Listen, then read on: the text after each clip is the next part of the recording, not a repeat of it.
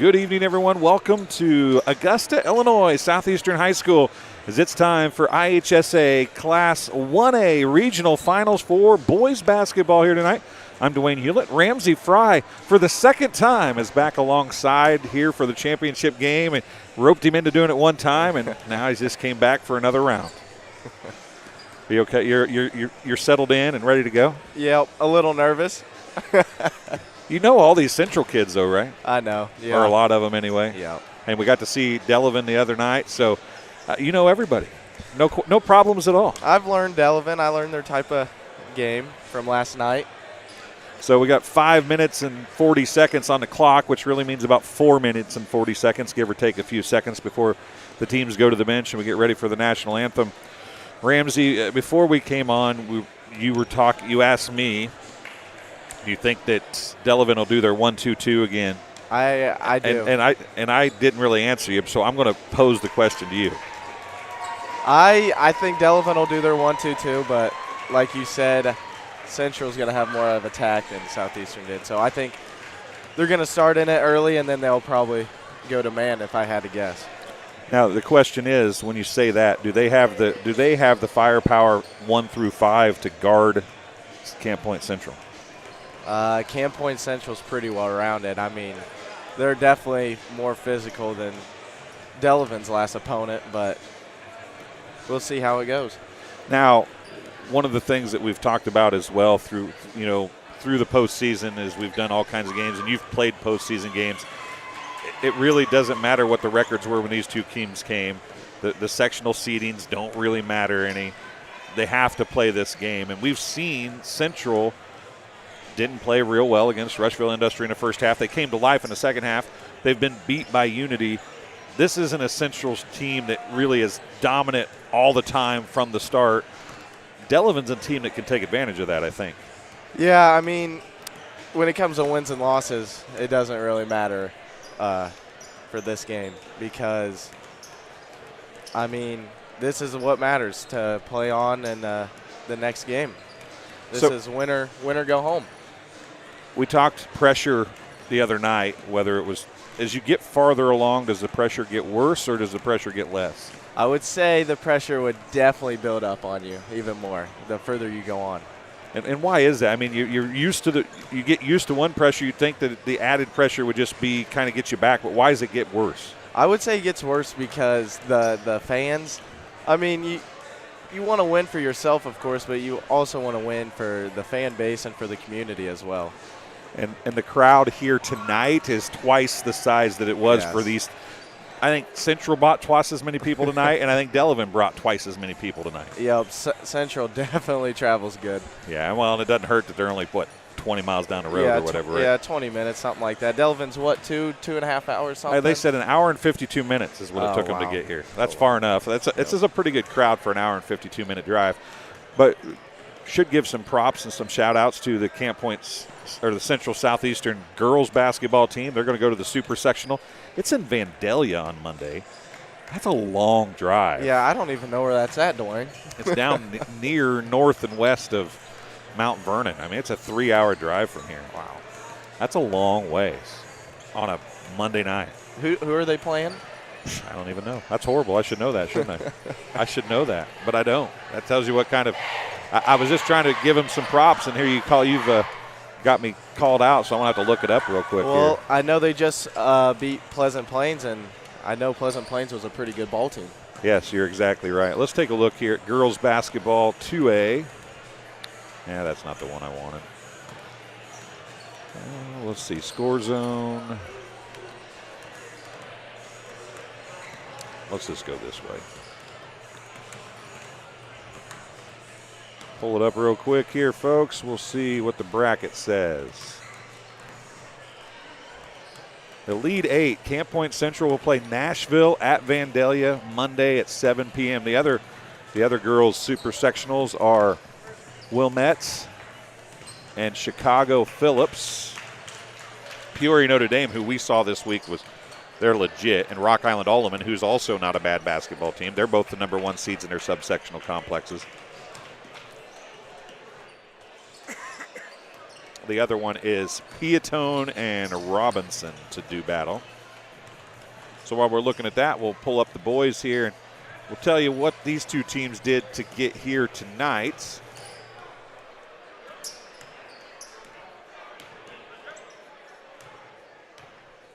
As the teams go off the floor.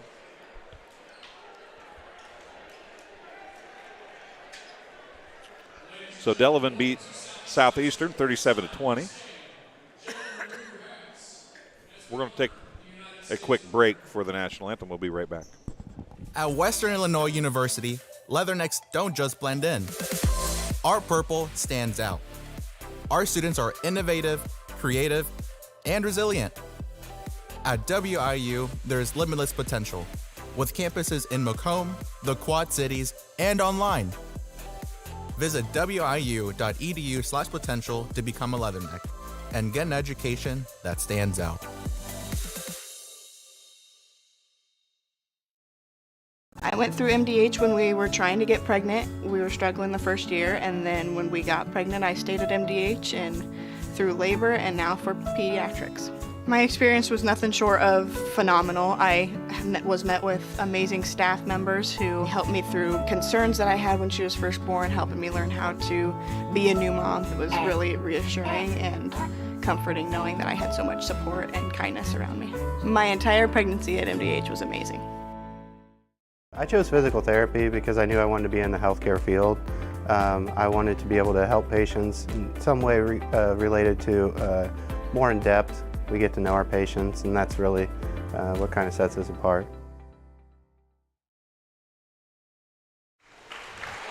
And welcome back to Augusta, Illinois. We take that break for the national anthem, folks, for the reason that YouTube will ding us on our hits if we don't, and we'll have a violation, so we get away from that just to be safe. So we're back here. What do you expect to see out of Central here as we get ready to go for the national or for the starting lineups? They're going to play physical. They're going to drive their gaps like they're told and score. So it's that simple? Is it really that simple? It's easier said than done. Alex Seaton, number 2. Man, their jerseys are almost illegible. Unlegible at all. Can you even see those numbers? They're small and dark. Number 4, Brockhouse. Hanson's number 5. Number 10 is Cole Norrell, and number 11 is Zach McLean. And those numbers, folks, bear with us if we can't tell who somebody is. If we don't remember what they look like, it could be trouble. Nick Moore, number 3, a senior. Gavin Blewett, a senior, number 21. Drew Pavin, number 24. He's another senior. Caden Niekamp, a sophomore, wears number 32. And Elijah Ginnebacher, a junior, wears number 33. Those are the starters for the Panthers, and they have got a huge tunnel to run through. Wow. Of students on the far side. They look like a home team, which it is essentially a home game. This is a very short trip for the Central Panthers. Both teams are the Panthers tonight, folks, so bear with us in that regard. We'll have to say Delavan and Central a lot tonight rather than Panthers, because it won't do us a whole lot of good to say that. Tip is won by the Panthers. Delavan will have the possession. Pavin with it. The next possession is what I meant, Ramsey. Man, that is a quick foul. It's going to be on the Delavan Panthers. That's on number 11, Zach McLean, his first, team's first. And that took all of 13 seconds to get the first foul. Ball is tipped out of bounds. Not a whole lot of room on the sidelines here, are there, Ramsey? No, these sidelines are tight. Blewett goes over the top of McLean that time. Now pump fakes, drives, puts the shot up with the left hand. It's off, no good.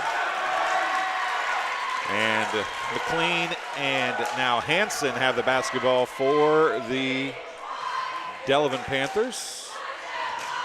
They'll have their first chance at the offensive end. Man-to-man, no surprise there really from the Central Panthers. Count it, and a bucket A 4-point play to kick things off for the Delavan Panthers.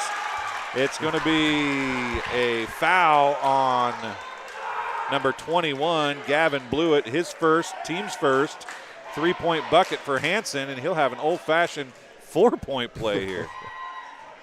And he makes it. 1-2-2 full court. Just what we expected to see out of him. Nick Moore step-back jumper is good. And that's something we did not see out of Nick Moore early in the game against Rushville Industry. He did not look to shoot. See if he gets things fired up a little bit earlier here and leads his team in this one. He ended up being the leading scorer, I think, in the last game, but he didn't score till the second half. Needs some help, finally gets it to Brockhouse. If you haven't shared the game link, hop in. Oh, there's a knockaway by Pabin. And I believe Brockhouse is going to get called for the foul, and I'm somewhat unsure how you can call that foul on Brockhouse and not call the foul on Pabin, but. Yeah, I figured Drew Pabin would guard Brockhouse tonight. You did call that the other night, didn't you? Yep. And now in a man-to-man, they came out in a 1-2-2 zone press, but they're playing man-to-man on the defensive end right now. Blewett, turnaround jumper off, no good. Ball tipped around.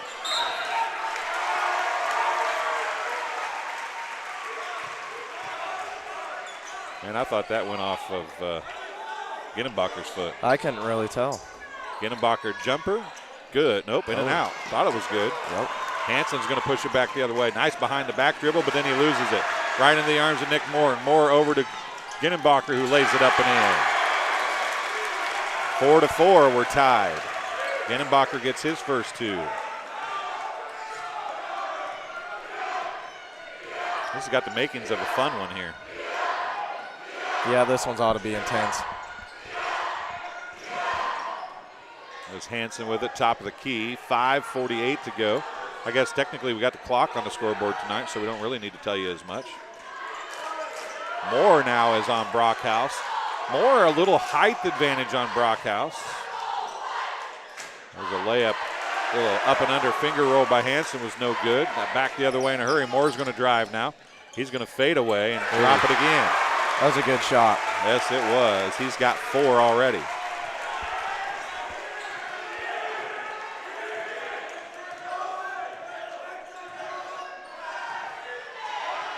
(6-4). 6-0 run for the Panthers of Central. Again, the reason why we have Delavan and Central on the scoreboard, folks, is both of them are called the Panthers. There's a 3 and stepped on the baseline. Stepped on the sideline, yeah. The back step to set himself, stepped on the sideline, a turnover, and a chance to build on a 2-point lead for Central. 5 minutes remaining.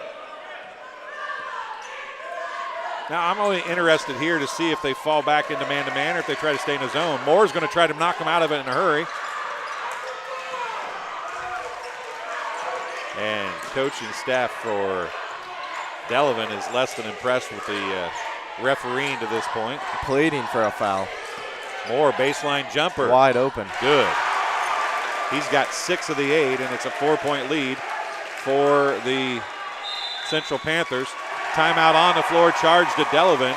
It'll be their first timeout. It's a 30-second timeout. So they came out with that 4-point play, but it's an 8-0 run for Central since then, Ramsey. What do you think Coach is talking about if you're the Delavan coach right now? Just maybe settle down a little bit? Or? Yeah, I mean, they got to find something offensively because that one play is all that's keeping them in it right now. What about defensively? They're getting beat on the boards a lot right now. Is it physicality or is it positioning that's getting them beat right now? Yeah, I think it's the physicality. Central is just beefing them. A little too physical for them right now. I would agree. It seems like they've had position a few times. They just haven't been able to hold position, if that makes any sense. Yeah. And if you're going to let them be physical on the back, then it's going to be a long night for Delavan, I'm afraid. 4:18 to go. We'll say hi to everybody watching in the live chat. Jock R is here, blue and white.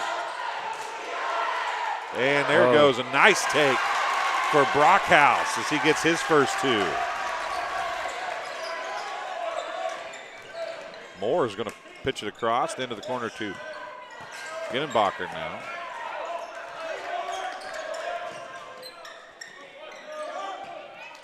And they got really physical on Ginenbacher right there.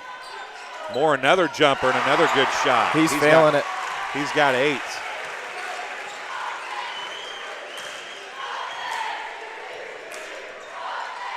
Betty Fry's in the house saying hi, Ramsey. She's not even watching. She says she has to root for Central, though. That ball's knocked off of the Delavan Panthers' McLean by Moore, and it's a turnover again. It's 10-6. Maurice Brockhouse says, let's go Delavan Panthers. Liz Hitz says Zoe and Emma are watching. Wishing the Suns were playing, though. That's okay. Ramsey's wishing the Suns were playing, too. If you haven't shared the link, please do so. Let your friends and family know where you're watching the game at tonight. We'd love to have them on board here. And there's a steal. Almost a steal as it was knocked away by Cole Norrell, excuse me. But he couldn't save it, stepped on the sideline. They've stepped on the sideline 2 or 3 different times here. Paben with it in the backcourt. 3 minutes just under to go here in quarter number 1. The ball's tipped away again. Brockhouse outlets it to Hanson. Throws it back. Oh, that's a nice pass back to Cole Norrell. And that was Norrell, right? Nope, that was actually Alex Seaton who got the bucket. It's back to a 2-point game. Paben. Oh. And one. Yeah. That was a Euro step with a continuation there, but Paben's going to get the bucket. That was shifty. The foul's on Brockhouse. That'll be his 2nd foul. That's huge for Delavan.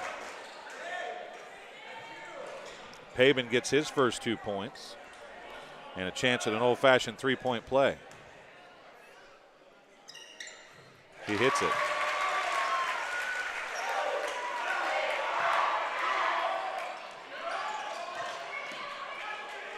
(13-8), largest lead of the game.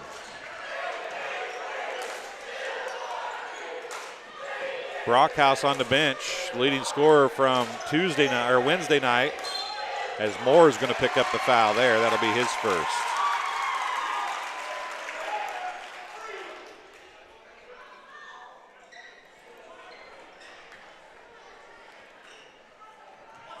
Be inbounding underneath for Delavan. 2:12 to go in the first quarter. He nearly stepped on the sideline as well. Hanson with it. 2:05 left. Well, Euro step smacked away and Blewett couldn't save it out of bounds before it got out of bounds, or I guess actually before he got out of bounds. So it'll still be Delavan basketball. Oh. How big of a deal do you think this is after we watched Wednesday's game against Southeastern? What was going on there? I don't know. I couldn't tell if he lost the ball before he started running or as he was running. I couldn't. Moore's going to drive again. He puts the shot up. Off, no good. Rebound by Seaton, and back the other way it comes. Back to Seaton, and now Blewett knocks it away. Onto the ground it goes. Off of Delavan, it'll be Central basketball. Cole Peterson's in the game for the Central Panthers as Niekamp is out. 1:28 remaining. That's Braden Aaronholtz, I believe, number 3 in the game. Aaronholtz, didn't see much of him the other night. Moore still on a dribble, 1:10 left. Now gives it to Paben. Paben's going to kick it in the corner to Blewett.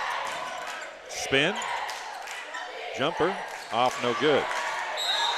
Cole Peterson Now, Peterson's going to get called for that foul, Ramsey, but that might have been as much from Zach McLean. No, not Zach McLean. Cole Norrell pushing him into him as it was anything else. Did you see that? Yeah, kind of on the backside. Yeah, it looked like that might have been a little help from his friends, so to speak, right there. But nonetheless, it's a foul. Both teams have 3 fouls now. Brockhouse is back into the game. With 2 fouls with 50 seconds to go here in the first quarter. Boy, a third foul here would be huge for him, wouldn't it? Yeah. And for Central, as they already lead by 5. Yeah, Central, you want to attack him on the offensive end. Hanson's going to try another 3. Another foul. And another foul. Coach Bartlett's down there losing his mind. That's the 4th foul, 2nd on Peterson. And 3 free throws coming this time for number 5, Cooper Hanson. He's got 4 points. First one bounced out.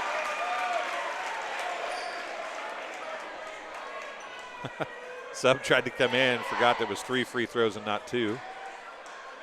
So he's got to wait till after the 2nd free throw to come in. And missed 2 in a row. This is something that I think Delavan can't afford to do, is miss from the free throw line tonight. You got to take every point you can get. He goes 1 for 3, makes him 2 for 4 in the game. Does cut it back to a 4-point game.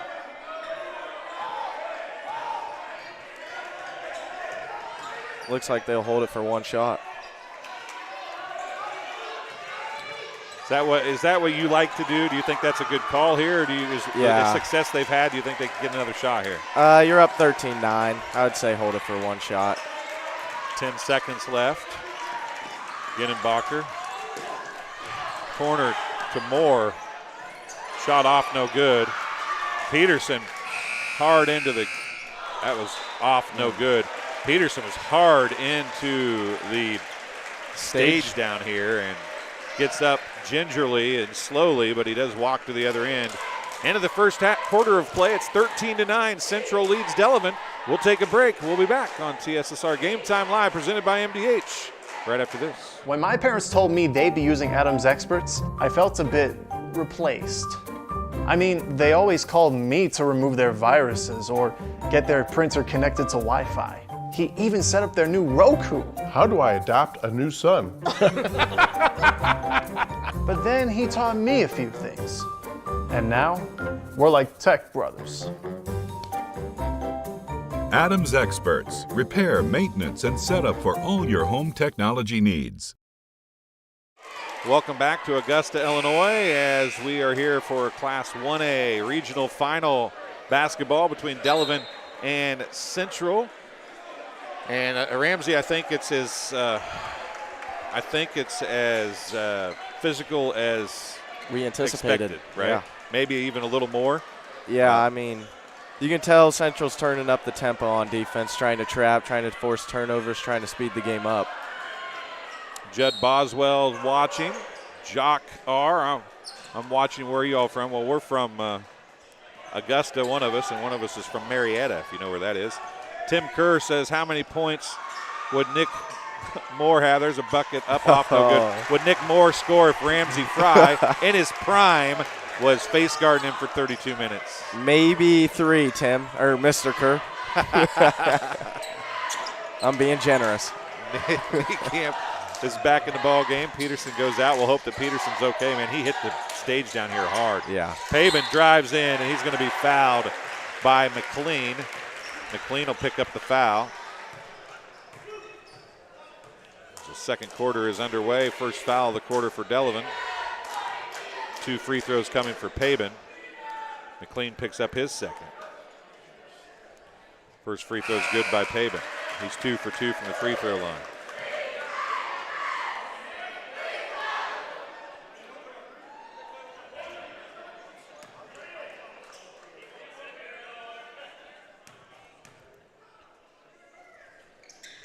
Making 3 for 3.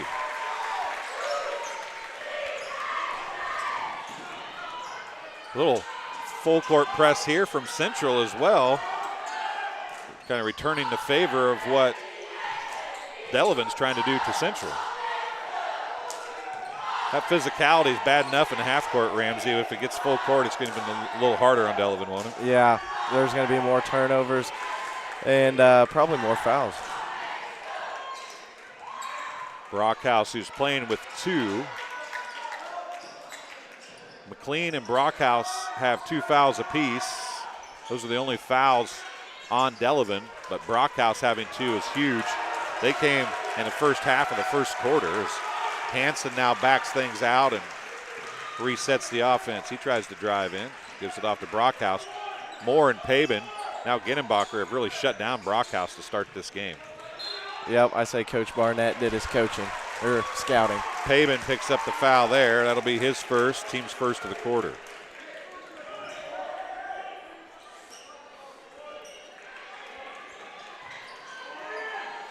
(15-9).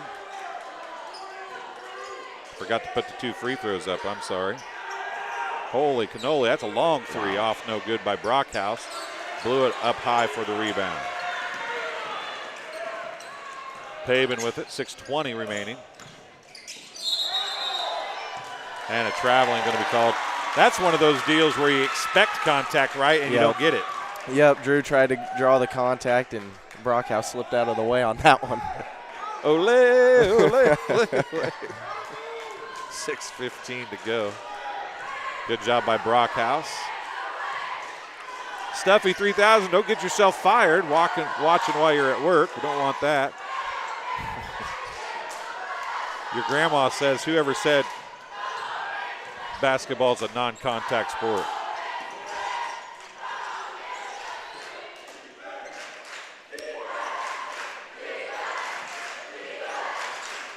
That's Mr. Kerr to you, Rambo. And a nice feed down low and a bucket for Seton.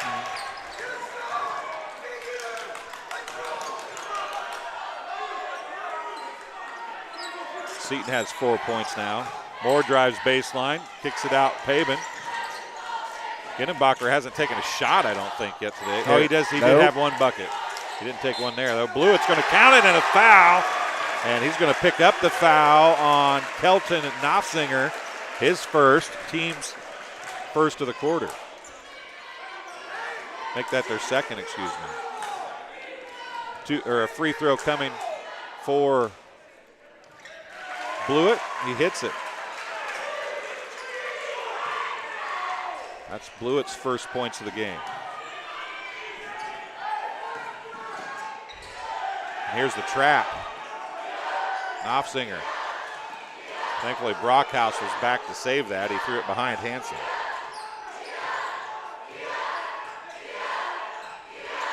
Little 1-4 high action.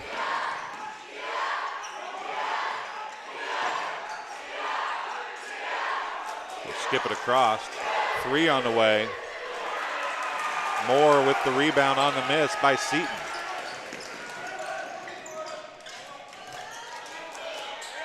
Pabin for 3. It's an air ball. Blewett saves it in. Knopfsinger comes down with it.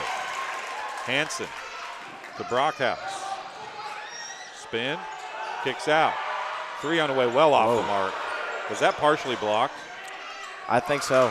Hansen, after it was saved in. Brockhouse going to try a 3. Oh, my goodness. And the second 4-point play of the game. And that's 3 different Central players who have fouled on a 3-point shot. 2 of them have ended up with 4-point plays, and Brockhouse has a chance at one now. He had one last night, a 4-point play, or 2 nights ago. Yeah, he did. Ginnenbacher picks up his first foul.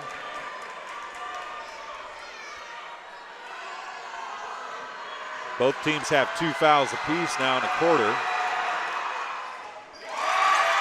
Coach Barnett's livid with that one.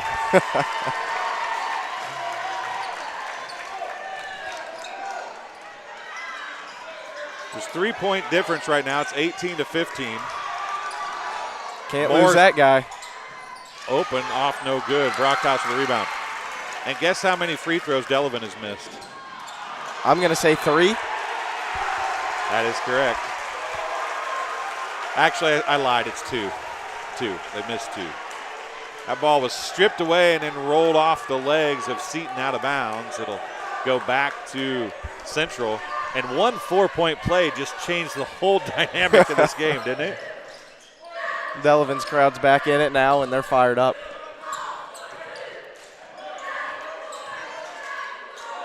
Blew it with it. Now Moore over there. He has been on fire, and that one rattles around and falls through. His first points of the quarter, but it's his 10th point of the game. He likes that mid-range jump shot. Yes, he does, and the little fadeaway is a good one for him. He's got his team back up by 5 with 3:18 to go.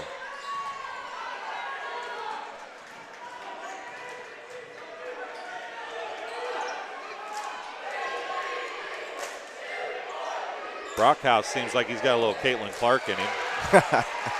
Oh, a steal by Moore. He's going to fake it, dump it up, and in.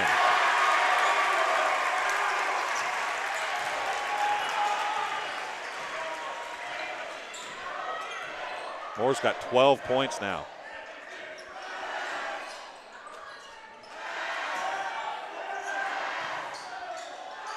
Shot left short, forced it up. Knopfsinger with the rebound. He puts it up and in. Kelton Knopfsinger gets his first points of the tournament, I believe. But in transition, in a hurry. Foul as Moore was down in a hurry.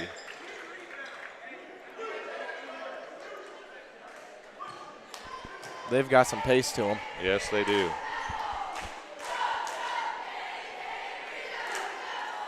Foul charged to Alex Seton, his first.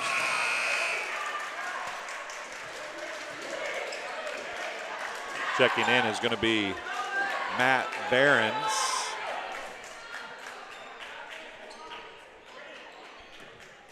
.231 to go. First free throw was no good. Second one is good.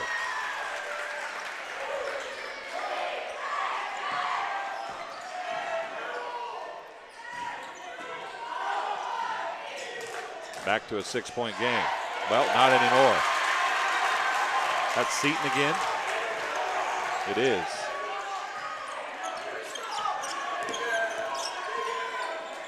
Four-point game. Blew it. Oh, man, he was so close to the baseline, and he gets the bucket to fall. He couldn't have been a quarter of an inch from the baseline. Great no call by the official, but it was close.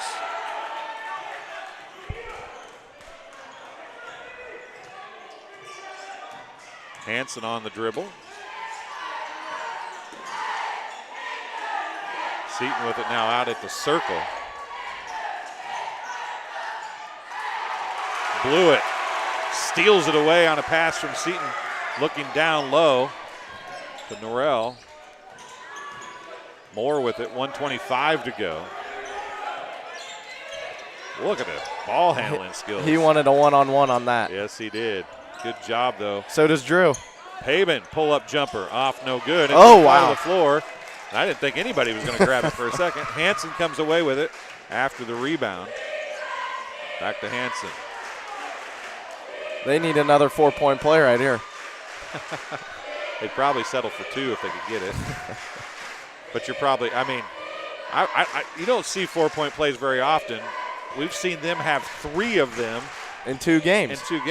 And a block, no basket, 2 free throws coming.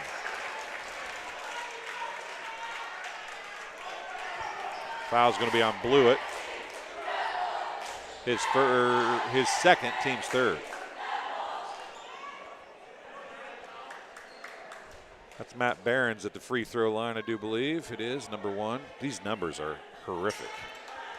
Horrendous numbers, folks. And it doesn't help when you don't know anybody on Delavan.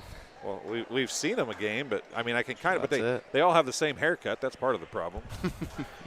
I can tell which one Hansen is. That's about it. If you haven't shared the stream, share it, like it. Subscribe to our channel if you would. First free throw by Behrens is good.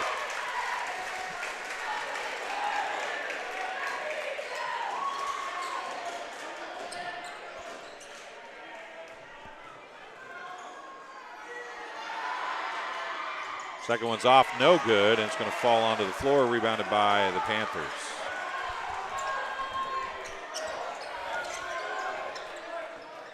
(25-20). Pabin. He's got the 5-second count going. Still going. He backed out of it and reset it, barely. Coach Barnett wants one shot. 25 seconds. Now they're up there, and Moore was watching the referee count. Now he's back on the dribble. Now he's cleared it a little bit. They aren't making it easy on him. The last thing you want, though, if you're Delavan, is for Brockhouse to get a third foul. Yeah. Oh, nice look into Niekamp. He was blocked. And he threw it right away. Pabin, and Pabin for three. It's off, no good, and that's how the half's going to end. But that could have been a catastrophe as well. Pabin was wide open for a pass that was supposed to go to somebody else, and had a wide open three and couldn't convert. So we end the first half of play 25-20, Central with the lead over Delavan. We'll take a break. We'll be back in about 7.5 minutes after a word from our title sponsor, McDonough District Hospital. Welcome once again. As you know, MDH is our title sponsor here on TSSR Game Time Live, and we're here with Lindsay Douglas, the Director of Physician and Provider Recruitment. I about left out provider out of that. So physician and provider recruitment here at MDH. It's a huge mouthful for me, so explain to us what that is. Sure. So I am in charge of bringing in candidates for both physician and provider positions here at MDH. So provider meaning anything like nurse practitioner, advanced practice nurse practitioner, physician assistant, things like that. So I source those candidates, bring them in, and try to find the best providers and physicians to provide care at our facility. So you found a home at MDH. Tell us a little bit about yourself. Where are you from? How long have you been here? Stuff like that. So I am from Macomb originally. I graduated from Macomb High in 2009, graduated from WIU in 2014, studied communication there, and started my career in politics and worked for a couple different state representatives and state senators. Then found myself in the educational realm for a little while at the Regional Office of Education, and eventually found myself here at MDH. I started here in February of this past year. I started out as patient advocate, and this role opened up, and I'm now in the role of Director of Physician and Provider Recruitment. Obviously, McDonough District Hospital, very important to Macomb. Sure. And it's the communities not only of Macomb, but Bushnell, Colchester, Blandonsville, Industry. You're from here. So what was it that drew you back here and got you to stay here at MDH? So MDH is like home to me. I am a fourth generation MDH employee. So my great grandma Nancy Weaver was one of the first nurses that they hired when the hospital opened in 1958. My grandma started working here maybe 10 to 15 years after that. She started as a CNA on acute care, and then she worked in peds, and eventually she worked as the unit secretary for home health and hospice, and she retired from that position after being at MDH for a total of 50 years. That's a long time. Yeah. My mom is here as an administrative secretary. She's Brian's administrative assistant. And so I'm now here as a fourth generation employee of the hospital. So it was kind of a thing where I always thought I might end up at MDH just because of that family legacy of working in healthcare. So before we came on camera, I heard a story. You guys were at a speaker recently, and you got to be there with your mom. Yeah. Does that make it really special to be a part of MDH, to still have your mom working here? It's so cool. My mom is down the hall from me. So if I need something in the middle of the day, I can run down the hall and grab her. But it's also just cool to think about like the legacy that leaves in the community, especially being fourth generation and female. I think that's just a really special thing for my family and for this community here. So as we look at those kind of, you have a personal connection here. How do you use those personal connections when you're out trying to recruit a physician or a provider? Sure. So I use the story a lot of my office, actually. So I'm in room 318, which was a room for patients at one time, and now they've converted it into an office space. And one of my favorite stories to tell physicians is that my great-grandma was sick in the hospital and was in that room, and that's where my grandma was recruited to join MDH. So my grandma had no plans of working in healthcare, but she was taking care of her mom as a sick patient. And the nurse at the time came to her and was like, "You are such a great caretaker. Why are you not a nurse? Why are you not doing this as your full-time occupation?" And so my grandma decided that healthcare would be her lifetime and like 50 years. And so she started working for MDH and was recruited right out of my office. So I just find that to be a really special connection when I'm looking to bring people to this community. Like, the recruitment started in this office 50 years ago, and here I am starting a whole new legacy of recruiting people. And I just am so passionate about this community, and I just love living here. I moved back here from Quincy, chose to raise our family here just because we really love Macomb, and we really love being in McDonough County. So obviously the personal touch, you got the great personal story. You love Macomb. What does MDH offer to the providers and the physicians? What's the sales point for you on the professional level? So because we're a small rural healthcare organization, your voice is heard here much louder than when you're in a large organization. So when you're in one of those larger hospital systems, you might be one of 15 to 20 providers in a specialty. At MDH, you might be one of 2, you might be one of 1.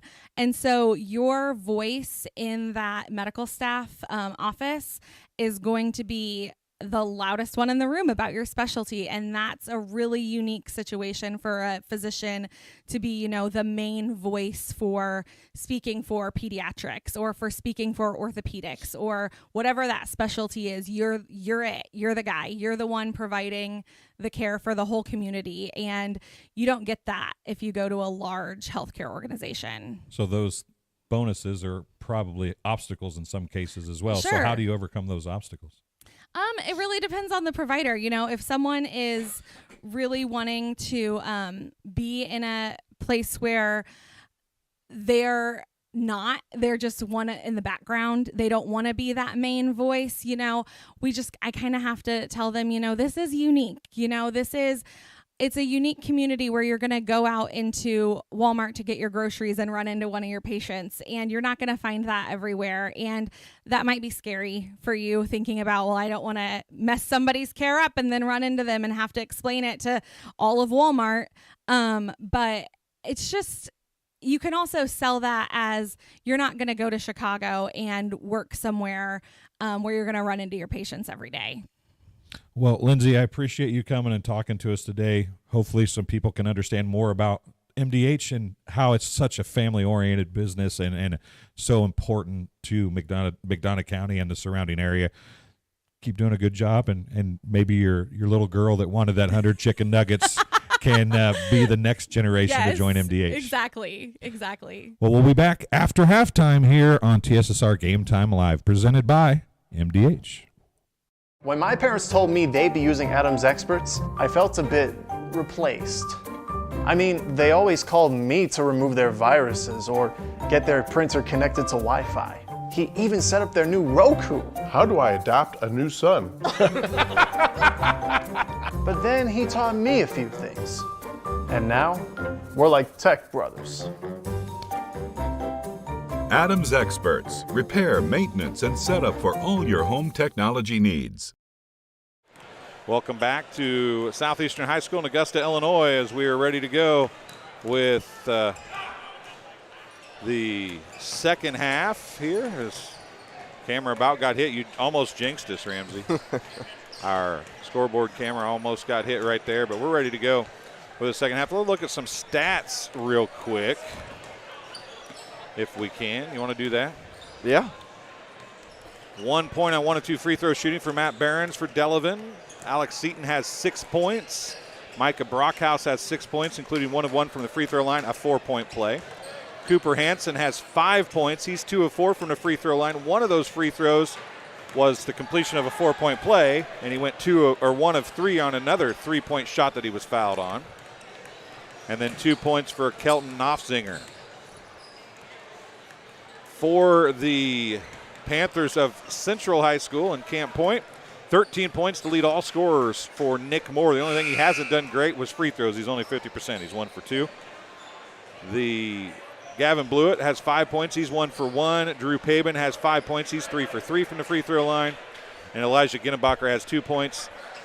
4 of 7 for Delavan from the free throw line. 5 of 6 from the charity stripe for the Panthers of Central. Third quarter action coming your way. Anything you expect to see different here, Ramsey? I'm not really. I'm going to say Central still keeps up the good pace on offense and turns the intensity up on defense. But if you're Delavan, you got to keep Brockhouse out of trouble as well, and McLean. Yeah, they're the only players with any serious foul trouble. Peterson has 2, Blewett has 2, Brockhouse has 2, and McLean has 2. So 2 players on each team have 2 fouls. And it's going to be Central basketball to open the second half, and we are underway. Pabin with it. We'll be able to see the scorers a little better from this direction. Ginnebacher. Boy, big contact down there. I'm surprised there wasn't some sort of a foul called. Blewett puts the shot up. Can't get it to fall. Man, they are letting them play all of a sudden down low. Yeah, that one could have easily been called a foul. 7:35, which is kind of odd because we came out of this game and had a foul call in 10 seconds on a hold down underneath the basket. Yep. Now there's a mismatch. McLean has to be able to take advantage of, and he does. He didn't want to pass that one out. No way. That's something, if you are the Panthers, you don't want that to happen, I don't think, very many times with Pabin guarding McLean, do you? No. That is a bad combination if you're Central. Obviously, there's switches going on there. How, as a defender, you were a good defender. Moore, jumper, free throw line, no good. Tipped up by Niekamp, tipped up again. Man, and they're pushing and shoving on each other. And Niekamp is just staring as they come down the floor and finally looked away from him late. But, man, that was some huge pushing underneath the basket. He might have been jawing at him a little bit. Yeah, Norrell and him are still glaring at each other. Now there's a switch. It's Blewett and Pabin now. As they're switching everything here. As a defender, I was getting ready to say to you down at the other end, switching is – everybody thinks it should be easy, but it's not the easiest thing in the world to do, is it? No, it's about the same thing as not switching. I mean, there's a lot of skill to it, and you got to make sure you cover the roll guy or the pop guy. So when you switch everything and then you get into a bad switch, which we saw Pabin and McLean do down there in the one basket of the half so far, how do you try to get that back? And there's another forced shot by Blewett off, no good. Well, when the ball's away from you, you got to communicate with your teammates and just let them know, hey, you need to come here and I need to go there. Oh, nice cut without the basketball, and can't finish again at the rim was Seaton. He's had 2 looks that he haven't been able to finish on. This could be a 2-point. Oh, a big block. Now Brockhouse goes back the other way. Pump fake, puts it up and in. And if somebody has turned up the intensity here in the second half, it is Delavan. Especially Delavan's coach. He is fired up. 5:24 to go, and it's a 1-point game, 25-24.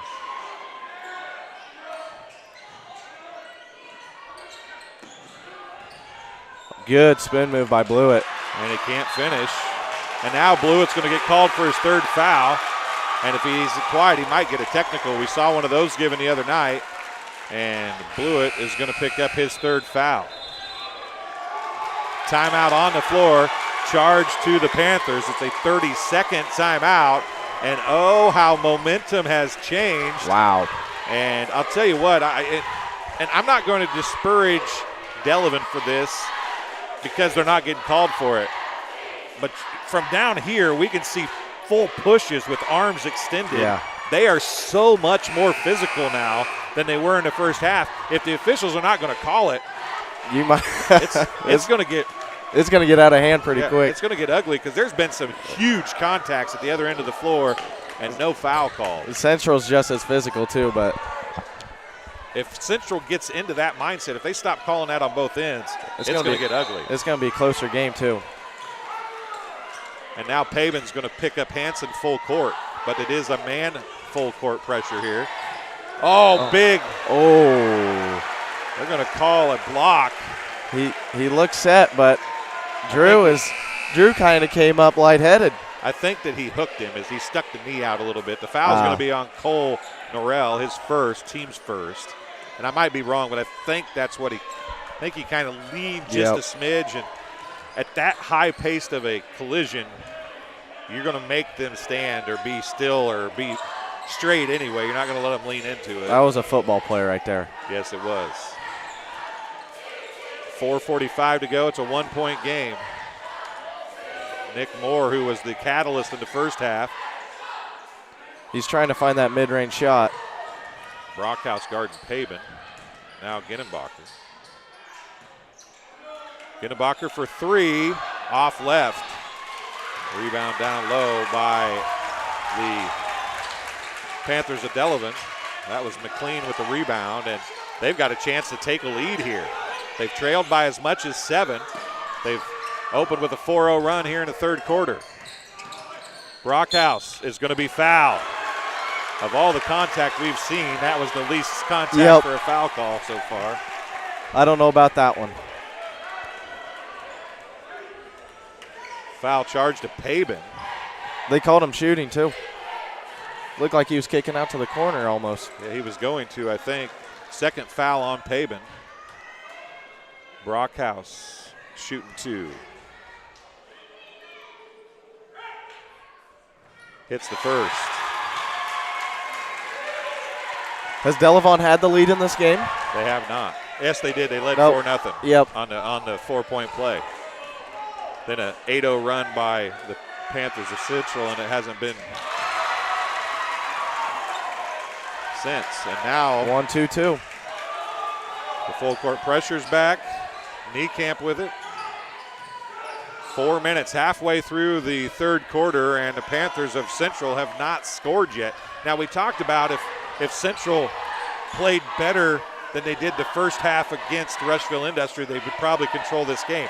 They did the first half, but they have to play that way the second half. They're only leading by 5 at half. They're now down by 1. They can't allow Delavan to get a lead here, I don't think. No, they can't be just a one-half team. Paben with it. Down in the corner it goes. Peterson back in the game, so he must be okay. It's good to see him. And there's Nick Moore getting the goose egg off the second half scoreboard for Central. And retaking the lead. Uh-oh. It's getting chippy. It is. Norrell and Paben. Norrell gave Paben a pretty good spin, and Paben held on to the ball and looked right back at him. Jump ball possession to Delavan. And Peterson comes back out. Niekamp and blew it back in. Paben's holding his own. Barron's in.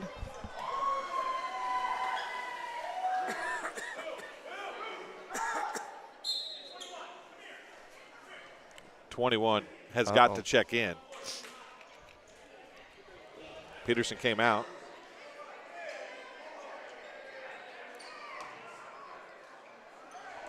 Delavan's coach wants a technical, and the referee's like, no, we're not going to do that. We're not going to play that game. Not in this game. No, we're not going to play that game right now. We're going to give him the chance here, but probably he won't get a second chance.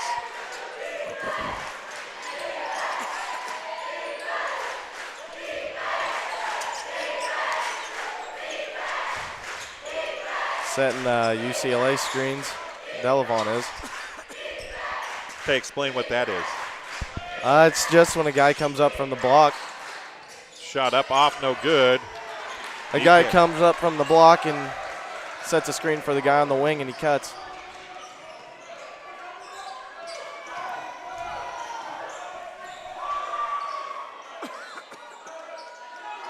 Paben with it. Spin, Good puts spin, the shot up and gets it to fall. That was a really tough shot. Paben gets his first 2 of the half. It's a 3-point lead again for Central. Throws the ball away. a turnover. The physicality seems to have left Delavan a little bit, and when it did, Central picked it right back up. And Delavan wants a full timeout.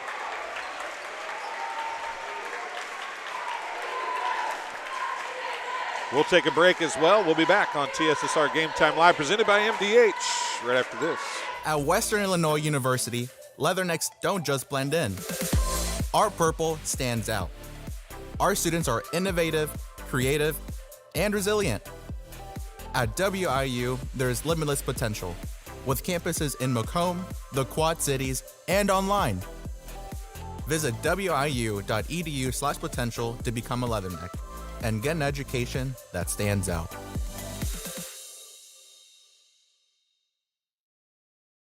Well, I've always had an interest in the medical field, and then growing up, I actually went through physical therapy myself for an injury, and that got me back to playing my sports and the activities that I loved. So seeing that firsthand, I got to see how much physical therapy could really benefit others. Welcome back to Southeastern High School as the Panthers and the Panthers are locked in a good one here. 29-26, Delavan trails Central. You're watching TSSR Game Time Live, presented by MDH, coverage of IHSA Class 1A Regional Championship Basketball. As that ball was, I don't know what Pavin was thinking there, but then they turn it right back around and throw it away again. Blewett came up with it. Blewett going to get bailed out, absolutely bailed out.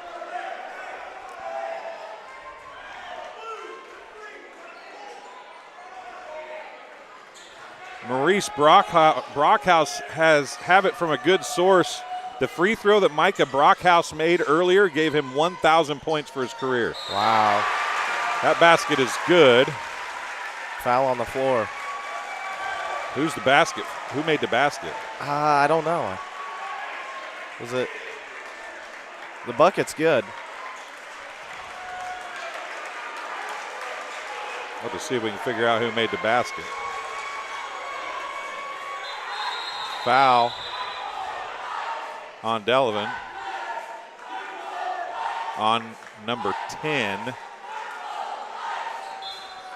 I think is what they just said it is. It's his second on Norrell.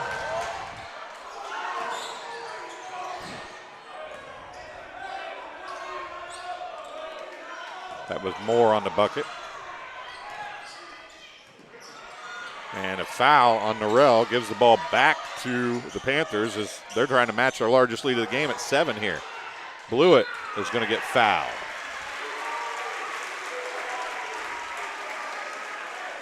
And it's on Norrell again, his third. That's 4 for Delavan. So Central's in double bonus the rest of the quarter.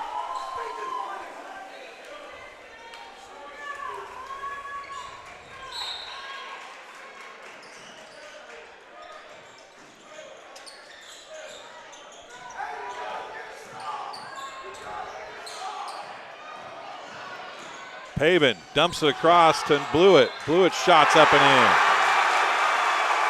And a foul again. Is that on McLean? Peterson comes in. Niekamp comes out. It is on McLean. That's his third. Blewett gets the bucket, an old-fashioned three-point play attempt coming. He's already got one. That's huge. And he hits it. If you're a Central fan right now, you're feeling pretty good.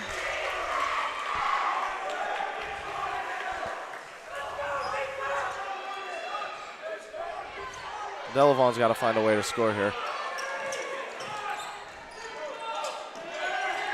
Scoreboard's not keeping up. I apologize.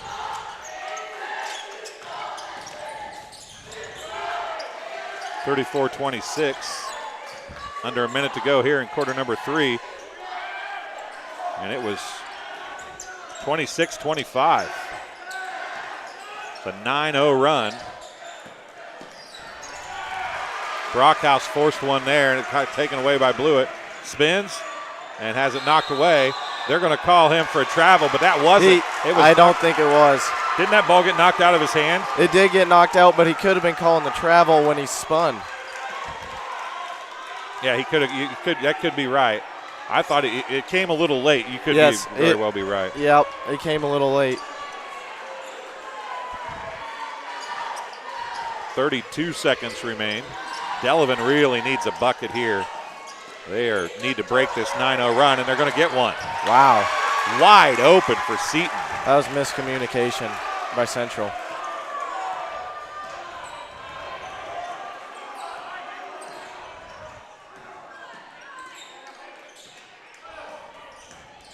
Oh, block. Oh. That's Brockhouse's third.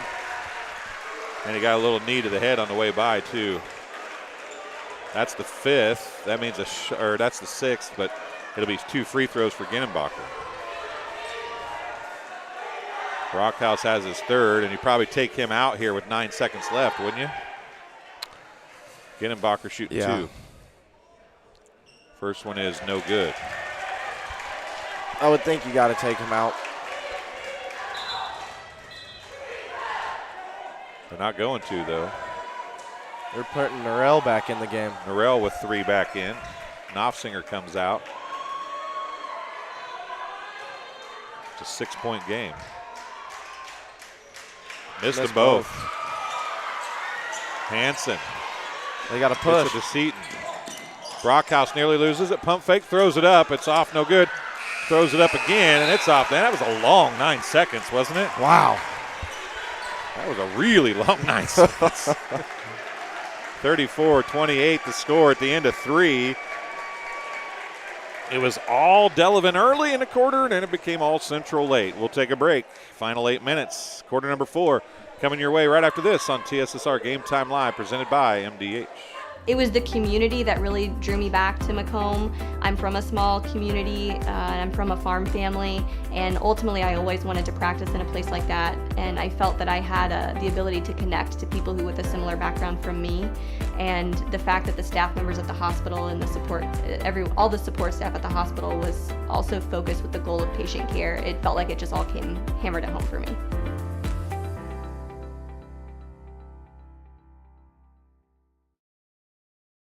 Welcome back as the Delavan Central cheerleaders, on the floor right there. Yeah, no technical foul for the illegal sub. That's Judd Boswell. They did not call it.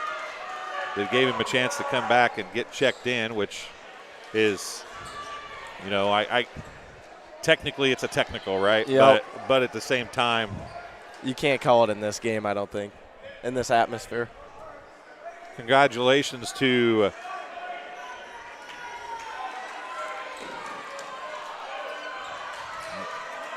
Micah Brockhouse, being told he scored his 1,000th point here in this game. That's huge. Backdoor cut. Big foul, but they weren't going to let him have the easy bucket. Eeny, meeny, miny, mo. You picked the foul on that one, but Moore's going to be at the free throw line to shoot 2. It's going to go to McLean. That's his 4th. That was a great play design.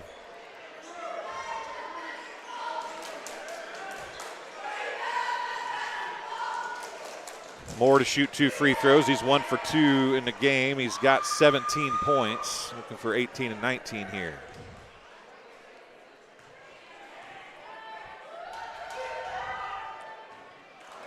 First one's in and out, no good. When Delavan's pressuring like that, trying to get a steal, high post flash, backdoor wings, works every time almost. Delavan's coach is fantastic to watch, folks.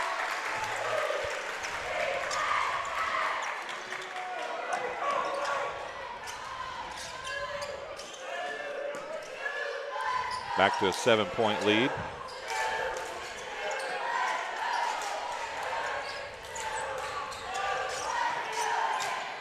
Hansen is going to try and drive, puts it up hard off the glass, no good. Rebound of Ginenbacher, outlet to Pabin. The physicality is quite obviously affected Delavan more than it's affecting Camp Point at this point. Wouldn't you agree? Yes. At least on the shots from the block and in the post. Yeah, Delavan's not getting away with the pushes like they were in the third quarter, but Now There's a steal by Hansen. He's going to go back the other way. Puts the shot up. Ginnenbacher's going to get the foul. Hansen will be at the free throw line to shoot 2. Fouls on Ginnenbacher. It's just his second. Nobody in real serious foul trouble. Blewett has 3 for the Central Panthers. 7:01 to go. Hansen hits the first.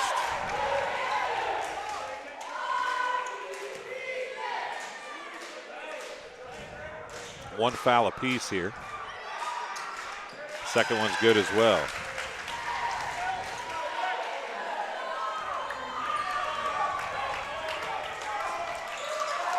Delavan brought their 1-2-2 full court press back. Get a foul out of it. But is that Seton or McLean? McLean. It is. Is it McLean? That'll be his 5th if it is. 5th? It Wow. is his 5th. That is huge. Central fan section letting them have it. McLean fouls out with 2 points. 6:53 of the fourth quarter.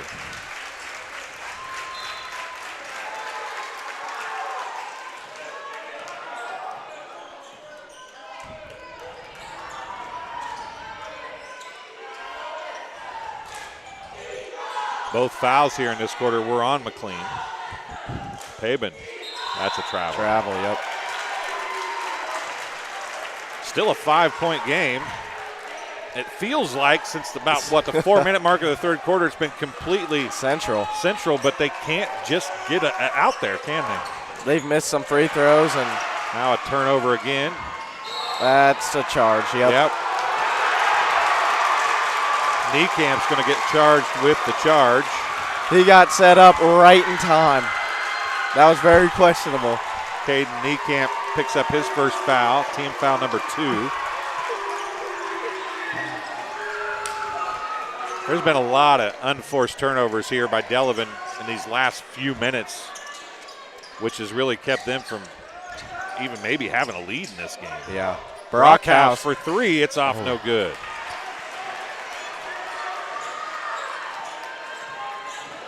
If that one would have fell, the place would have went nuts.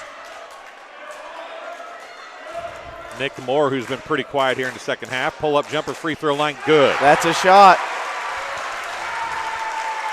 I'll show you quiet. It's a layup for him. He has shot that shot very effectively here today. There's no doubt about that.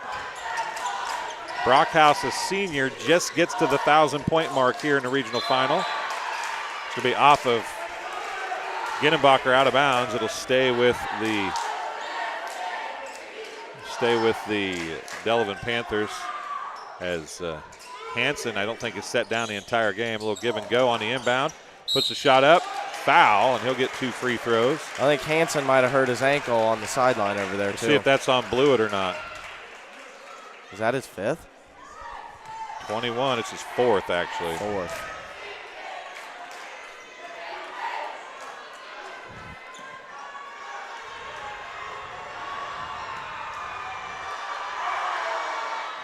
Hansen hits the first.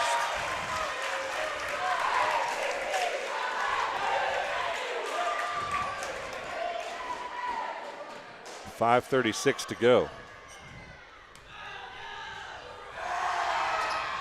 Hits 4 in a row, entered in the fourth quarter. There's a 1-2-2 again. Seems like every time it's a dead ball. Nick Moore. 3, and Niecamp's going to get called for the foul. So you miss the 3 and pick up a foul. Yep. Niekamp with the clear out. Central fans don't like that one. Yeah, it was either a good acting job or a real foul. I can't really tell you which it was, but I didn't see it. I saw him go flying across the floor. That's what I mean. It was either a good acting job or a real foul because he did go flying. A 5-point game again. Behrens, who's in with McLean out. Morrell. I'd say Brockhouse or Hansen has to get a shot up here.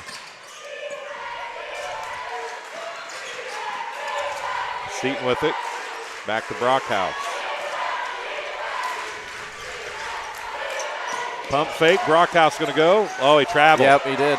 They didn't call it. That's the ball never lies kind of shot right there because he traveled twice, I think, actually, and they didn't call it. And Central gets the ball back.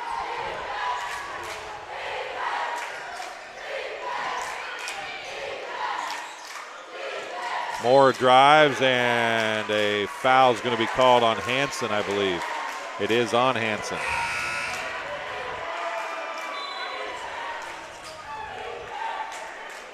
That is just Hansen's first foul, though. You'll take it. 3 fouls apiece here in quarter number 4. Nick Moore. 3, no good. Tipped. Norrell comes down with it. It was Hansen that tipped it. Brockhouse is going to push it up the floor. He's got a one-on-one. Another chance, down by 5. Norrell. Barons for 3. It's off, no good. And coaches, why are you not following your shot? He would have got the rebound. He would have for sure. Pabin with it instead. No hurry for Central, up by 5. Nearly a steal by Brockhouse. For two teams that have probably never played each other in anything. Boy, big contact. Barons is going to pick up the foul on Moore. Moore will shoot 2. That's 4 fouls. That means Central's into bonus the rest of the way.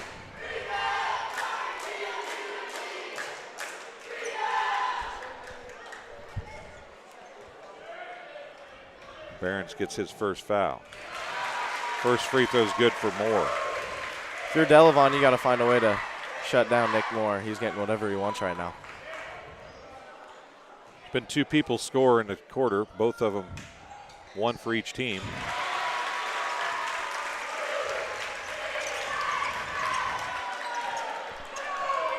(39-32), back to a 7-point game. Brockhouse looked at the long 3, didn't take it. Hansen now trying to drive on Pabin. That's and a Pabin foul. is going to reach in and put a big old slap and talks as he walks away, but I'm not real sure how he could complain about that foul. He did get ball, but at the same time, he got all on too. Both teams have 4 fouls, so both teams will be in bonus the rest of the way. Pabin picks up his 3rd foul. Both teams are in the bonus. And stolen away on the inbound. Was about to be a turnover either way. You had to call a timeout right there if you're Delavan. That was huge. Brockhouse is going to pick up his 4th foul. That'll be 2 free throws coming for Pabin. Both teams are in double bonus the rest of the way.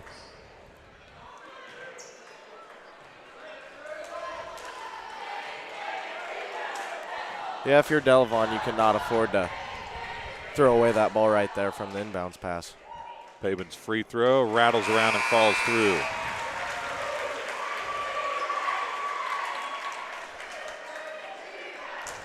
It's 4 for 4 from the free throw line tonight. 3:21 left. Largest lead of the game at 8, 40-32. Make it 9. Niekamp back in. Peterson goes out. In for the Panthers of Delavan is Braden Aaronholes, number 3. It's Norrell, Brockhouse, Seaton, and Hansen with Aaronholes on the floor. And then Brockhouse throws it behind Seaton, who was cutting to the basket. There's just been way too many of those exact kind of plays tonight for Delavan, hasn't there, Ramsey? Yep.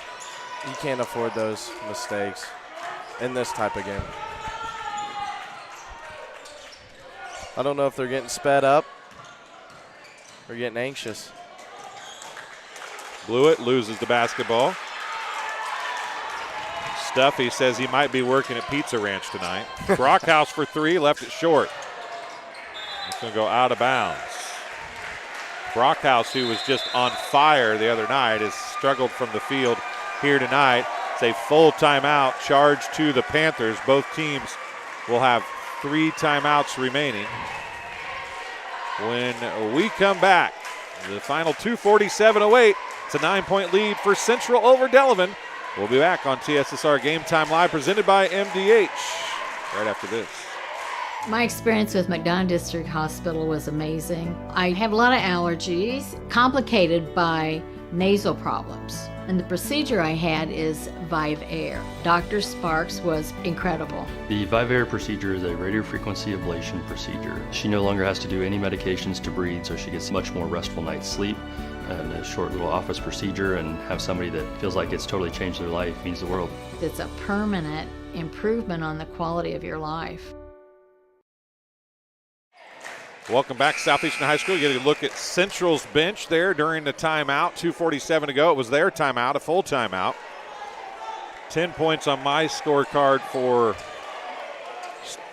Brockhouse. Only 9 on the scoreboard for the official scoreboard. Now, it's not the official scoreboard. It's a scoreboard in-house. So I'm not sure which one of us is right. I'll figure that out when I go to add up points. But 2:47 to go. It's 41-32. As the last points didn't go on the scoreboard, I apologize. Heads up bench. Moore is going to drive in and miss the shot. It's tipped around and rebounded by Delavan. Outlet. Hansen pump fakes, and he's blocked by Ginnenbacher. Great hustle by Ginnenbacher down the floor. Too many opportunities missed right now for Delavan. And Brockhouse just fouled out. Nope, they're going to give it to Seaton. Woo-hoo-hoo-hoo.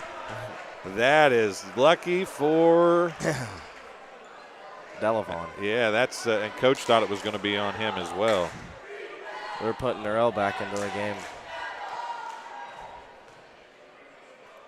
Seaton picks up his second foul. First one's good for Pabin.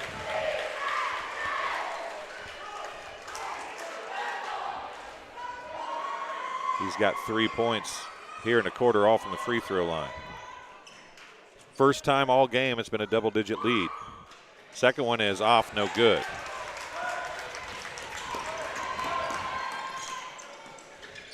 Three on the way. Off, no good by Norell. Picked up by Seaton. That ball's tipped away. Moore knocks that one away. Wow. Go off and Moore out of bounds. And Moore shakes his head. No, that's not really how that should have went. But great defense by Nick Moore. 42-32 the score. To the rack, and it won't fall for Brockhouse. Another missed opportunity. That was a very contested layup, though. Yeah, that was a tough layup. Pabin gets it to Moore. 145. They really don't have to shoot. I say they aren't. They drive the lane and dish it out. Drive the lane and dish it out unless they get a wide open layup like that. Blewett gets the bucket. Free throw and layups only for Central.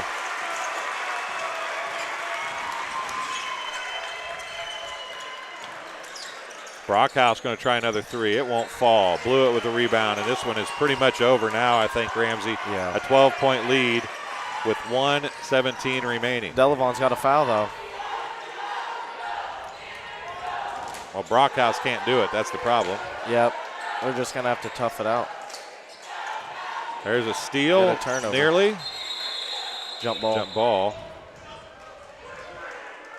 See if I missed a jump ball. Nope, it's Delavan's basketball with the jump. Hansen's a little shaken up. He is. I don't think he's sat down all night, has he? No. His ankle's hurting him, and now it looks like his back's hurting him.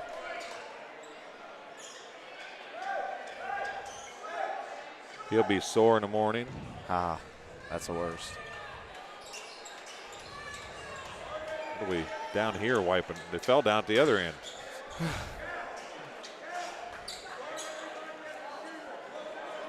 So it will be Central possession after this jump ball call on the inbound. 1:03 left. And if you want anything to happen here, if you are the Delavan Panthers, you've got to get a bucket on this possession. Nothing happens if you can't get one here, and you got to do it fast. Short, no good. Tipped around, picked up by Pabin. That's not going to do it. And 47 seconds left. Going to do it for Central, though. Subs trying to get in if we have another dead ball here, but I don't know that we'll get one. 35 seconds remaining.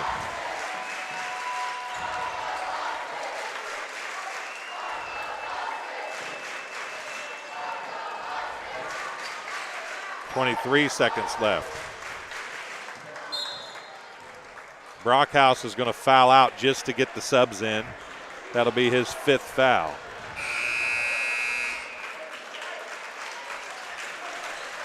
Brockhouse fouls out, second player to foul out with 20 seconds remaining. And they're just going to let all the subs come in, I think, at this point. As Delevingne's fans give a standing ovation to their team as they walk off the floor. That's a heartbreaking moment if you're Delavan.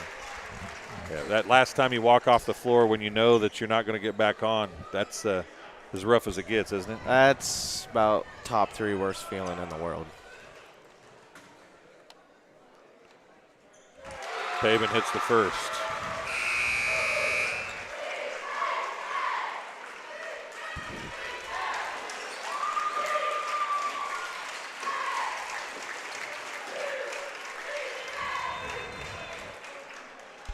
.20 seconds left.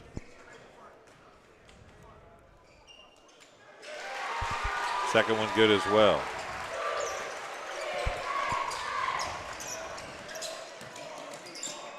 Shot up, off, no good. 10 seconds remain. That'll do it. You got to get it across half court, I think. They're counting anyway. And a regional win is going to go to Camp Point Central as they get a 14-point win, 46-32, in a game, Ramsey, that was a whole lot closer than that, as the Delavan Panthers were game for much of the game, but the last, at least the last 3/4 of a quarter, but really from the time they took that 26-25 lead on, it was all Panthers. Yep, that's exactly right. Once they took the lead, it kind of seemed like they let off the gas just a little bit, and then that's all Central needed to pull away for the win. What did I say the score would be? 45-36. I wasn't too far off. You were not too far off. You were pretty close.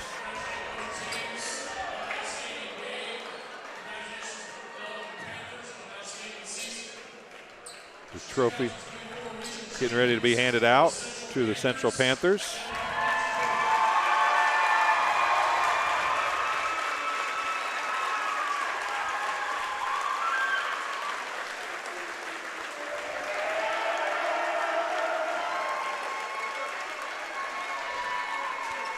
(46-32) was the final.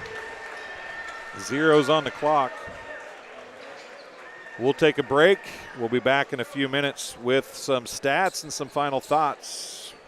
You're watching TSSR Game Time Live, presented by MDH. As the backs are to us anyway, so we'll be right back. At Western Illinois University, leathernecks don't just blend in. Our purple stands out. Our students are innovative, creative, and resilient. At WIU, there's limitless potential, with campuses in Macomb, the Quad Cities, and online. Visit wiu.edu/potential to become a leatherneck and get an education that stands out.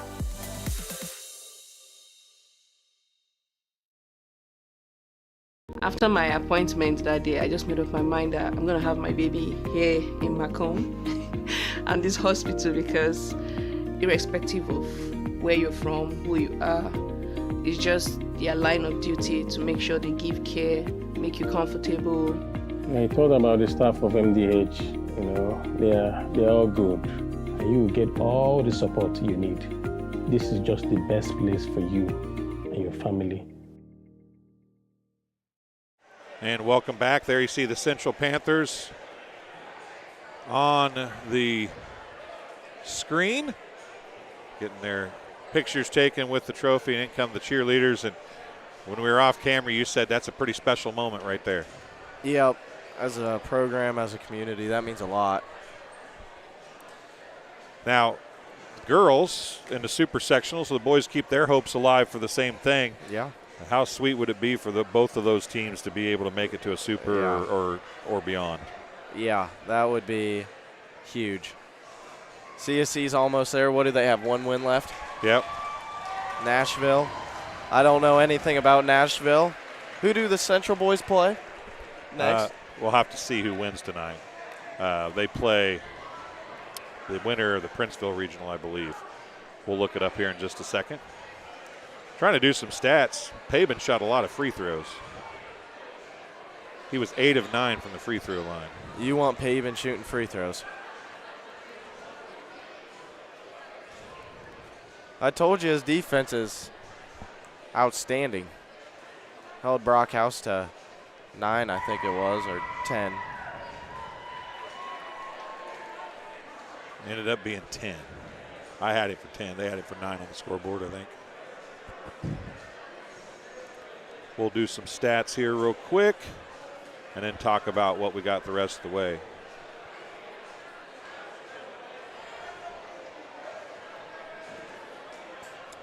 Ten of 13 from the free throw line for Delavan. I would take 10 of 13 from the free throw line if I was in high school, or when I was in high school. I mean, you didn't shoot better than that? Southeastern typically did not shoot better than that. 14 of 18 from the free throw line for Central. That's good, too. So stats here for Delavan. 10 points on 3 of 3 free throw shooting for Micah Brockhouse, who we understand with one of his last 2 free throws went to the 1,000 point mark for his career. He's a senior. 9 points on 6 of 8 free throw shooting for. Hold on a second, that doesn't add up, right? Oh yeah, it does. 9 points on 6 of 8 free throw shooting for Cooper Hansen. 8 points for Alex Seaton. 1 point on 1 of 2 free throw shooting for Matt Behrens. 2 points for Zach McLean. And 2 points for Kelton Knopfzinger. For the Panthers of Central High School, game high 22 with 4 of 5 free throw shooting for Nick Moore. 10 points, 2 of 2 free throw shooting for Gavin Blewett. 12 points, including 8 of 9 free throw shooting for Drew Pabin. 2 points, including 0 of 2 free throw shooting for Elijah Ginnenbacher. 14 of 18 from the free throw line for the Panthers.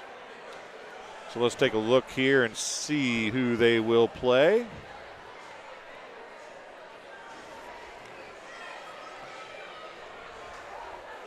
So they will play either Princeville or Peoria Heights. Peoria Heights.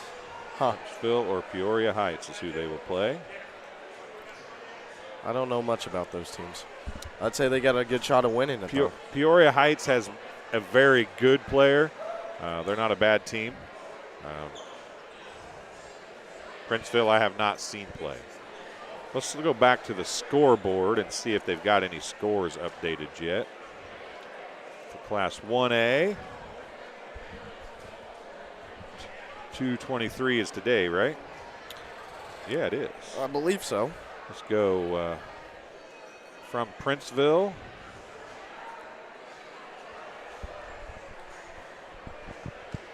Yeah, they don't have East Dubuque's in there already. Cobden, Kewanee, Weathersfield, Fulton. Oh, they're doing live scoring. Nope, nothing in there for any of the games that will lead into their sectional that Camp Point Central goes to. So it looks like Quincy Blue Devils beat O'Fallon 48-42. Thanks to Eric Stotts out there. What was that? I'm sorry.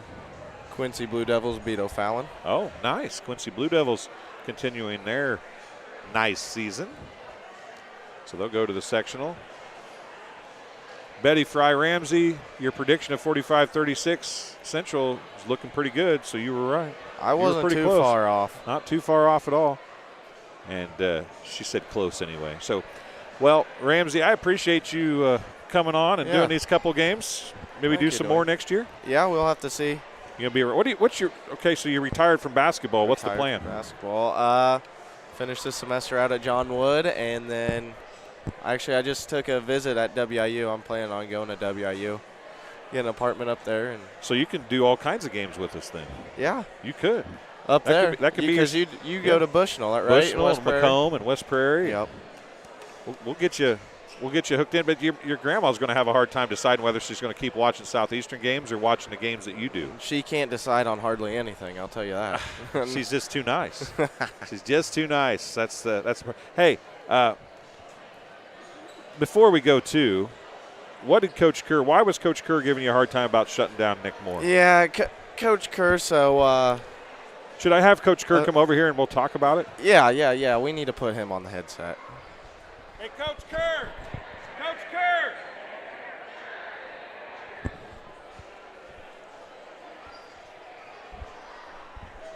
You want him to have this mic?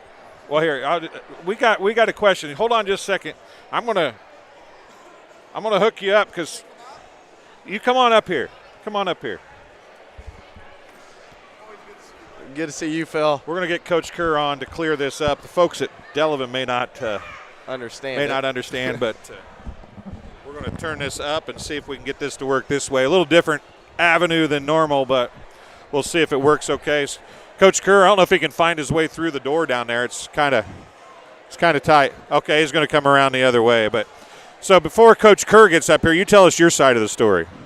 So Coach Kerr, a while back, he texted me and my family if I could hold what I would hold Caitlin Clark to in a game of 1-on-1 or no 5-on-5, but I get unlimited timeouts and I face guard her all game. I said she might get 8 points. Okay, now I'm hearing the side of a story that you may or may not have asked Ramsey in a 5-on-5 game with unlimited timeouts for him. What could he hold Caitlin Clark to in a game?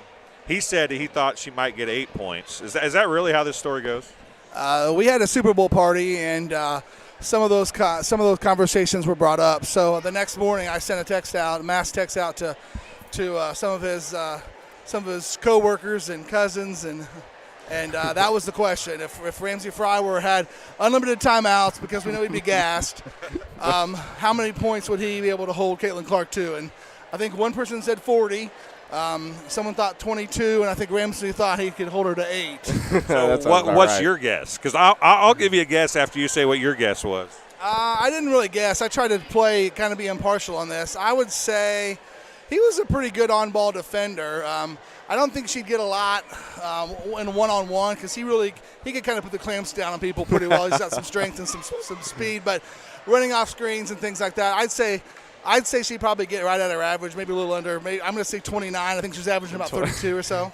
Yeah, I'm going to go with a solid 25. I'll take just it. because she's going to get picks and he's not going to bowl over somebody else to stay on her. So I think 25 at least. I'll take at least. For sure. So she's really a phenomenon. It's really good to see that, and there's a lot of conversations like that going around the country, I'm sure. So good for her, and good for ladies basketball, and good for ladies sports, and good for Rambo for thinking he can hold her to 8. Go Hawkeyes. Now, Ramsey's a pretty good kid. He's helped with 2 games here. He says he might go to Western next year, so I'm going to try to get him employed to help us. You had him in school, or you around school. Did he talk all the time in school too? Crap. He will never be short of words, that's for sure, yeah. No, Ramsey's a good guy. He really knows the game, and he knows sports, and he's really a good athlete. And as far as just in the classroom and in the hallways, he was just as good in those places as well. So, he was a kind of a champion for, all of our students, whether they were, honor roll students or kids that struggled or had money or didn't have money. He was just a kind of a good kid, kind of a kid you'd like to have in your building and in your district. And most people knew him just from his athletic prowess, but he really was a great kid and a great student as well. Well, Coach, thanks for coming up and talking to him and making his head swell a little bit more. Absolutely, and he actually turned himself into a halfway decent baseball player his senior year. He kind of struggled a little bit early on his career, freshman, sophomore, junior year. He had to bun his way on pretty much, but he had to speak. Correct or incorrect? No, Yeah. that sounds But about I'll tell right. you what, he learned how to throw the fastball. He learned how to throw. He kind of threw it through some walls. So he ended up being a good pitcher for us and really hit the ball well for us. So he had a really, really nice baseball career. By the time it was all said and done, he probably could have been playing baseball somewhere too if he wanted to. Maybe. Coach Rigg always gave me the bunt sign, so I couldn't help that. Coach Rigg always gave you the bunt sign. Huh? Yeah. It's about baseball season. Are you thinking it's time for that? No, maybe a little wiffle ball with my brother. I'll kill him in that too.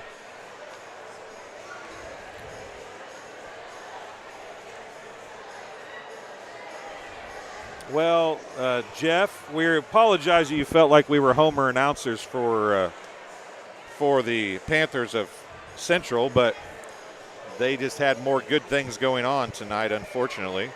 Coach Dan Hansen is close. I'm going to see if I can grab him real quick. We're going to play a commercial. We'll be back after this on TSSR Game Time Live, presented by MDH. At Western Illinois University, leathernecks don't just blend in. Our purple stands out. Our students are innovative, creative, and resilient. At WIU, there's limitless potential, with campuses in Macomb, the Quad Cities, and online. Visit wiu.edu/potential to become a leatherneck and get an education that stands out.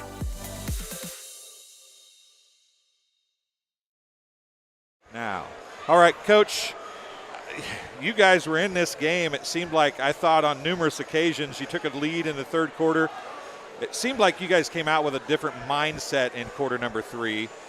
Was that planned, or did the kids just maybe pick up the intensity on their own a little bit? No, we just explained to them that, hey, there's 16 minutes left. You have 16 minutes to enjoy each other, to love each other, and to make a memory that'll last forever.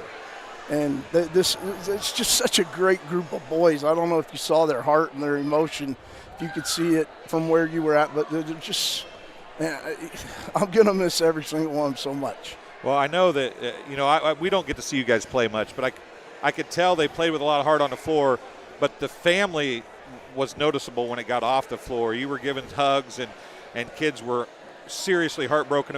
Anytime that your season ends, you have that, but you can tell that there's certain teams that are really close-knit and it hits them a little harder. It really seemed like these kids were that kind of a team.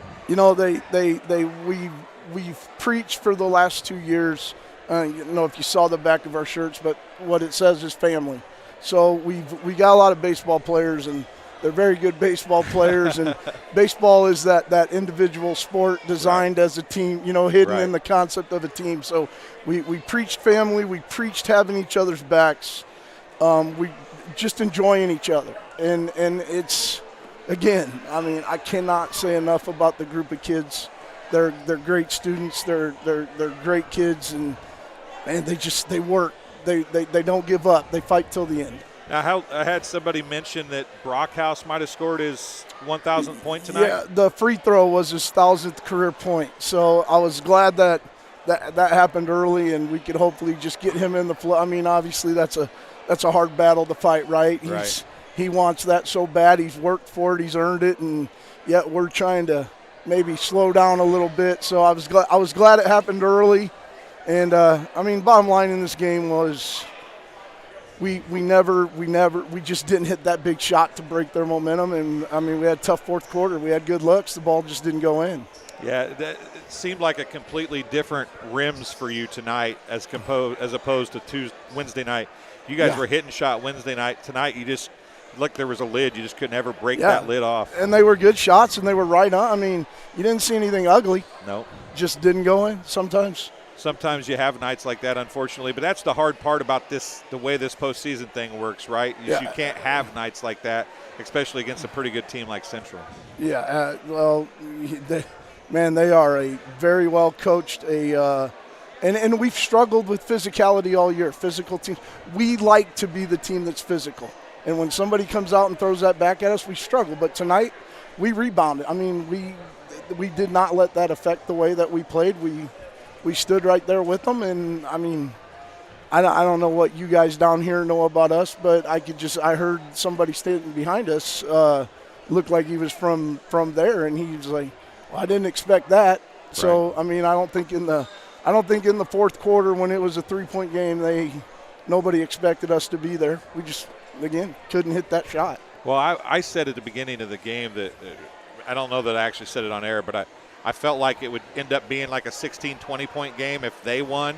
It'd be a close game if you guys won. You guys had your opportunities, I felt like. Some key turnovers also hurt. I mean, you had some passing problems. Part of that's because of Camp Point, obviously, but take a little bit better care of the basketball, and it's maybe a different game too. Well, and make no mistake about it, just so you know, I heard your prediction last night. That was motivation for us. So I want to thank. Did I say? Well, somebody here predicted us to lose by 10 or 15 or something. So no, I don't think it was me. Okay, no, was it on Camp Point Central's game broadcast last night? No, it was on ours, the end of ours. So we maybe we did. Oh, that was Ramsey. Yeah. So we use that as motivation today. But you know, all year, one of our mantras has been, and one of the things that's worked for us until tonight is, I'm not sure we've lost an ugly game. I mean, that's been our motto: the uglier, the better, right? And we get into teams that are fundamentally sound and quick, and you know, we've struggled with those. But if it's an ugly game, we've been right there, and we've came out on the winning side of the ugly games a lot more than the losing side. Do you think some of maybe the surprise from Central is Central looks like they would be physical? Yeah. I don't know that you guys really look. I mean, no. You're not small guys, but you're also not buff football player looking players either. It's 135 kids in the school. Right. There's no longer an opportunity right now for them to even play football. So it's basketball and baseball, and cross country and track, and that's what we have. And they cannot be, again. These kids will go out and fight you in every single game. We got a 4 or 5 time state champion out there in track. We've got a kid going to play baseball, getting D1 looks. I mean, they're just they play everything. They love everything. They work hard.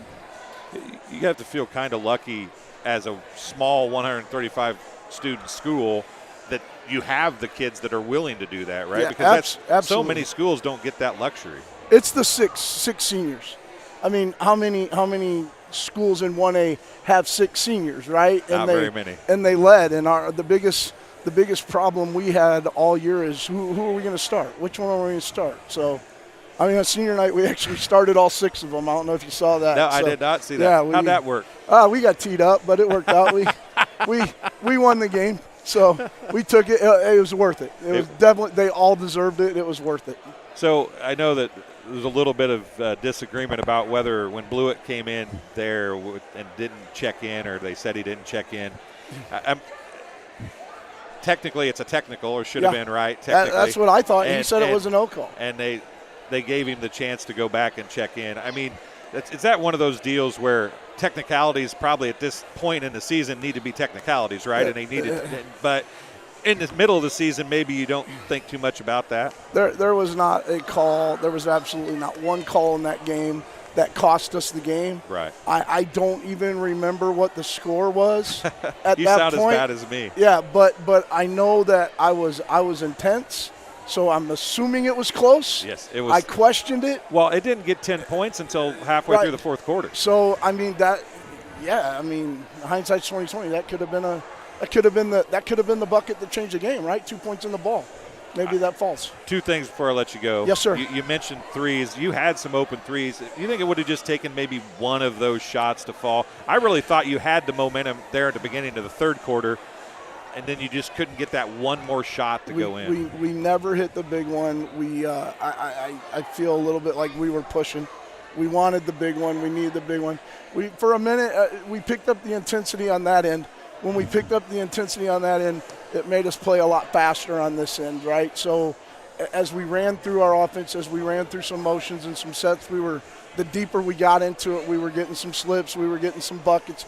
We got Seaton wide open underneath a couple times, and we got a little too quick. We got a little too quick, and, you know, it's probably on me. Should have maybe burnt that timeout, but I was planning on 3 minutes to go. Right? 3 minutes to go, a 3-point game, and now before the last thing before I let you go is I said at one point during the game, you are a ton of fun to watch on the sideline. Yeah. You get animated, you get out on the floor, you're you're yelling, but you're not yelling at, you're yelling about, it seemed like, from what I could hear. Right. Well, that's do you feel like that's an important part of how you coach, is that animation and being involved and being out there? Man, it's just me. I'm just a happy-go-lucky, obnoxious fella, you know. And I don't know if they'd know how to react if I was quiet. I learned a long time ago, doing the younger kids, that you can be loud. You can be loud when you're trying to get somewhere, if you're just as loud when it's good, right? So I'm just. Sometimes they look at me like I'm nuts, but I think they love me. They all finished the year. They all came back. So. Well, I had fun watching you. I was glad you were at this end tonight, because it was a lot of fun to watch you get out there on the floor and talk and like you said, stay pumped up and keep the kids pumped up. And I know it's not the way you wanted tonight to end, but this is a pretty good Central team, and you guys played pretty well, and you probably can look back and say, if we'd have done X, Y, Z, this might have been different. We came in here with a chance, and that's one thing I told them before the game, and it's hard. We went and played Pekin, right? 4A. Right. I have some friends and connections there, so we went and played Pekin. And one of the things we preached there is the same thing we preach tonight, is, look, you belong here. You've earned this the same way that they have. So don't let that get in the way. So it's kind of where we went, and I think that, again, I think we said this earlier, but I don't think anybody expected us to come out and do what we did for 3.5 quarters, and I think we represented well, and our kids represented well, and if nothing else, they proved that they care about their school. They proved that they care about the game. I thought that you guys could win an ugly game, and I thought your 1-2-2 that you played last night, or your 3-2 that you played against Southeastern the other night, might play a role, but you guys didn't really play that at all tonight, did you? We didn't really play that all year until last night. Really? We showed it a couple times to slow the ball down. Uh-huh. We just seen that in the last game. They struggled a little bit shooting, so we thought we'd see what happened, and it worked, so we just kind of stuck with it and let it ride. So I thought maybe we might see some of that tonight, but at the same time, you kept Central from shooting the three very well tonight too. Yeah. Man is our go-to. Coach before me, Coach Kramer, defensive legend, Coach Green that helps us, straight up man. So man's our go-to. Well, it worked pretty well for most of the night. So yeah. I appreciate you guys coming down. I appreciate you taking a minute to talk to us here tonight. I know it's not the easiest kind of interview to do, but your kids played extremely well tonight. They definitely don't have anything to hang their head about. They're a good group of kids, and they play really hard. Well, I appreciate everything you guys did for us the last 2 nights, and the hospitality that was shown down here by everybody. And this you guys, is a great school district. Yeah, and you guys do a great job on your broadcast. I enjoyed listening.